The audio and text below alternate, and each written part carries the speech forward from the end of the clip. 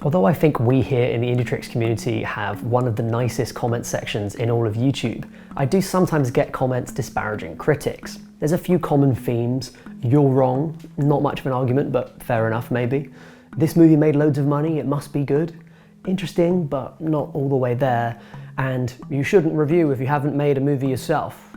Well, I'm kind of trying, but I think that's besides the point. With all these comments, I got to thinking about an important question I hadn't really addressed before. What's the point of a critic? What should a film critic do when they review films? Let's see if we can get a definition going. For starters, I think that critics are supposed to communicate the value of a work to an audience, to look at what's good and what's bad, recommend or warn against, or just engage with the work on the issues it brings up, discussing the techniques it uses to do so, and shedding light on the context in which it was produced. In my mind, the critic should never be the end of the conversation or present their view as such, and I try to avoid doing so myself with mixed success. The job of a critic is to start conversations and make sure they're informed by context and comparison. However, every now and again, a movie comes along that audiences and critics fundamentally disagree on, that they cannot see eye to eye on. It upsets the nature of criticism itself, and lots of hot takes and cannibalistic thought pieces come out. At times like this, it's worth remembering that critics too are audience members, not an elected elite.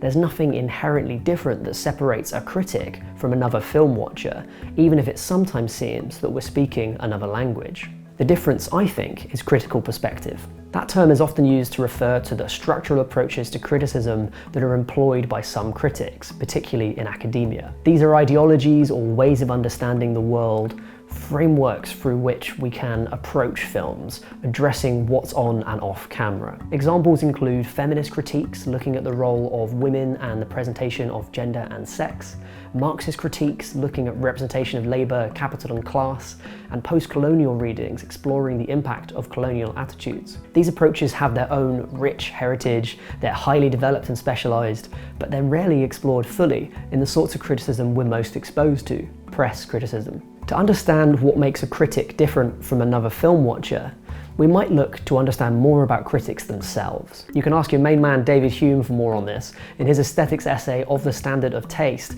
a relatively accessible philosophy text that reads like a post-dinner speech, he talks about ideal aesthetic judges. For him, and it's an interesting idea, we ought to think of critics as not just receivers of art, but highly trained receivers of art. He was talking more about painting and literature, films didn't exist then, but it's easy to understand how that might apply to film. The critic should know about the history of the film. They should be able to stand back from a movie and view it in context with other films throughout different historical, geographical and cultural contexts, and other art forms too, probably. This actually might help explain why later critically renowned films meet with initially frosty reception on first release, like Blade Runner for instance. The critic, having spent half a lifetime acquiring knowledge of established forms of cinema, thumbs their noses at upstarts trying new things. Their understanding of historical cinema limits their ability to interpret work produced in new paradigms. This is a valuable check to hold in mind when reading a reviewer who dislikes your favourite new release. Time makes fools of us all, doesn't it? But with the example of The Greatest Showman, that seems unlikely to explain the gap between critical and audience opinion.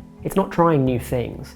It's a film that accepts wholesale Hollywood norms and embraces cheesy, albeit heartfelt emotion. And even those deliberate throwback elements of the film will rankle an informed critic. Few of the song and dance numbers could hold a candle to any sequence in On the Town, for instance. So what about the main thing audiences tell critics about these sorts of films? That they're just fun, we should relax and stop overthinking. Well, for me, this is where the most misunderstood and unmentioned form of critical perspective comes in. If you're a critic, liking and disliking things is hopefully not something you do on a whim. It's informed by your study of films. And being a critic is a job. You do it over and over again, week in, week out. In 2018, I reviewed 50 films on my small channel, and even that's a selection of the total films I watched. But in contrast, most UK adults see just 6 films in the cinema a year. From my perspective, a film which is fun but nothing more, and which has major aesthetic and technical difficulties, just isn't worth a good review. So critics might be a little different in how they approach films to the average viewer, but that doesn't necessarily make their view any better, and it certainly doesn't make it the final word. Every good critic makes mistakes. Roger Ebert gave Speed 2 a thumbs up. and every good critic can acknowledge a difference in opinion, like Mark Kermode's follow-up video on The Greatest Showman. Criticism should be the beginning of a conversation, not the end of it. And on that note, I'd love to hear your thoughts on this thorny topic in the comments down below. That's it from me. Have a good one. Bye for now.